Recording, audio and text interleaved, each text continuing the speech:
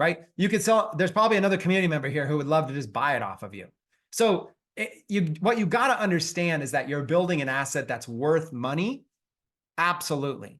100% of the time, as long as you build it right. So worry less about monetization, but it's an important skill to learn how to monetize, because learning how to monetize does require a bit about in what we teach is called the invisible selling method and bridge marketing.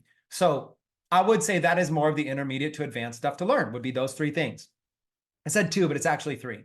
The three things, again, learning how to monetize the page. That's probably the last thing you should learn. Learning how to advertise the page, and I think you're going to want to start smaller. You're not really going to get into big advertising until you're making money, so you could reinvest. I doubt you're going to front a bunch of money, but $5, $10 here and there, $20 here and there is not the worst practice that you're going to get. And then the third skill, it's intermediate to advanced, would be video editing, essentially clipping. Outside of that, everything else can pretty much be learned in a day. I want you to understand it's one of the easiest things to do possible.